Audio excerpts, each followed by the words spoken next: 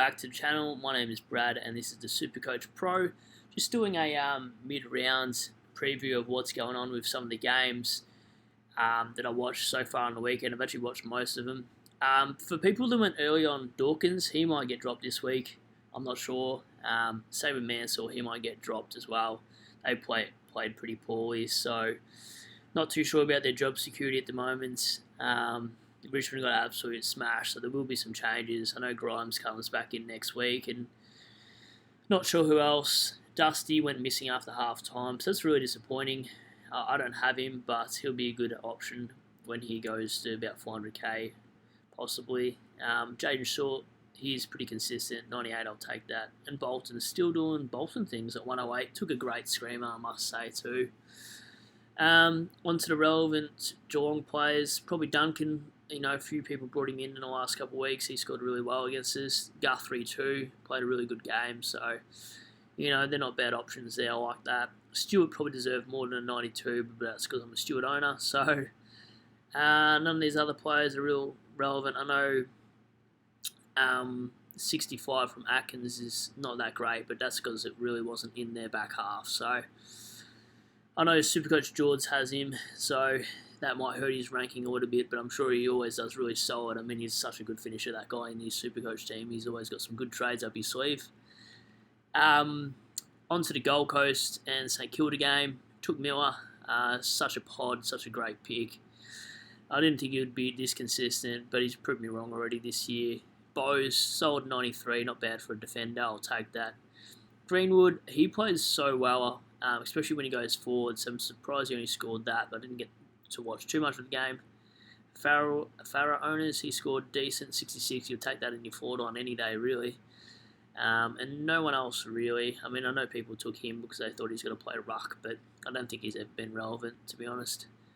It just proves just because you're doing hit-outs doesn't mean you're going to always score well if you're not a natural ruckman. Onto St Kilda. This guy I think's on the bubble. Burns next week, so maybe if you're a Saints supporter, you might know what his job security is like, but I have no idea. I mean, they won't even play Highmore, but they play a bloke that scores 62 in their midfield, so yeah, you never know with Rats. And if you held on to Highmore, I'd give it maybe one more week and see what happens next week, but they won, so there might not be any changes there. That's just my opinion. Marshall back to his best, 107. Seems to be really solid, so don't mind that pick if you do want to bring him in. And Steele 110, so not showing that ceiling that he showed in the last couple of weeks, but you'll take that for Steele owners. I'm sure he's a good pick for now. Whitfield 74, he got scaled up. He was only on 45 the last time I checked at the end of the game, I think it was. Just seeing any more relevant players. Toby Green 87. That confused me, those two greens. Toby Green, 87, that's pretty solid for a forward anyway. That's what you expect from him, really. Josh Kelly, held on to him, never traded my Primos. That's solid, 111. He was actually scaled for 120, so this scaling system's really annoying at the moment. And he definitely deserved the 130 game just because I have him. So Taranto, 126, really solid pick. I know a lot of the top 1% have him. Who knows if he'll finish in that top 15, 20. So you never know. He might actually be a good M8. I don't mind that pick. Probably better than Cripps, that's for sure.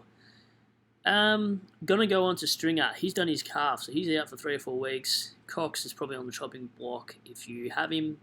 Perkins pretty average considering last week he did okay. Just going through. Ridley didn't get to see so much of the game, so not sure why he got 84. Heppel pretty solid if you bought him in when he was 300 sub K or something like that. Hines sold at 95. And Merritt is such a beast. So that's his best game or maybe second best game this year. Not going to go into it. North Melbourne and Collingwood. So this was my trades this week, and it was kind of by accident. I was playing around in my team, and I swapped out Poulter by accident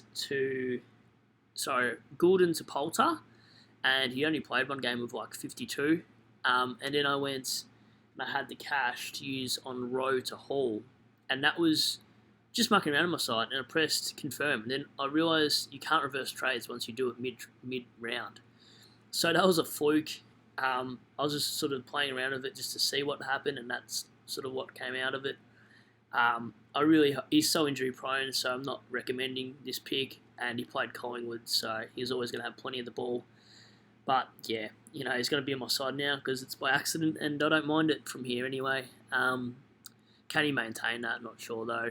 DeGoey, 118, he's back on track, but you're going to always score well against North Melbourne. So if you're an owner, you hold on to him now and hope he can sort of continue that form. But that 118, he scored six goals. He's not going to score 6 goals each week, so I don't know. Take that with a grain of salt. It's only against North. And Grundy, if you captained him, you'd probably take that captain, maybe. I mean, if you saw from Gorn last week, you probably would bank the 128. I had Zeeble as captain, and I'm gonna risk it and go for McRae's score. So Zeeble was on 97 or 100, and then he went for the ball in the forward line of Collingwood's forward line, so obviously the back line, and hurt his shoulder because some muppet ran into him. So he should be fine for next week. He played the game. So Campbell, he did really well. I know he's not really relevant, but I was actually looking at him so I could put him in for Flynn at some stage and leave him forward, and that would have been an okay trick, but he's never been a Supercoach relevant player, so I didn't do it. Anyway, probably rambling. Power owners, which is I think like 60% of us, he did decent, probably deserved a little bit more than that. Anyone who got tricked into getting Cunnington, you're an idiot. So he would do that to you if you've ever owned him before. And nothing too relevant in here.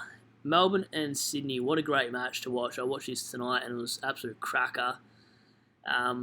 Just seeing Melbourne players. I know this guy's on his bubble next week, but he's 220-something K and he scored a 60 and a 50, so not sure you'd really want to take a punt. His job security is probably decent, but I'm not going to go anywhere near it.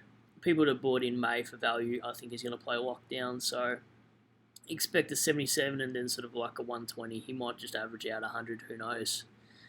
Jordan, I'm glad that they were scaled up because he deserved an 85. Petrarca gave away so many free kicks, so he deserved an 87. Gawn, I thought Hickey almost beat Gawn, so I don't know why Gawn got 112. I think it's because I don't own him, so I don't like to see these sort of scores, and I need to buy him eventually, and I will, but Oliver 125, so solid. Mills, I wish I had him as vice-captain tonight. That would have been perfect, 145. Jakey Lloyd, consistent, so people that started him, yeah, he's dropped money, but you're never going to have to worry about trading him out, so you don't mind that.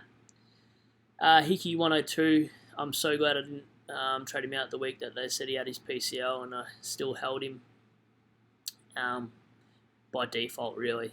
Anyway, nothing too much more. Warner played better than 61.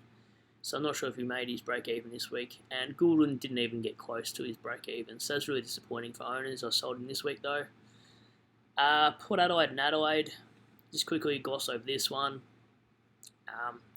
So if you brought in Frederick, he was a sub and he came on third or fourth quarter. I'm not too sure, but didn't get a lot of game time when he did come on. So 18, not good.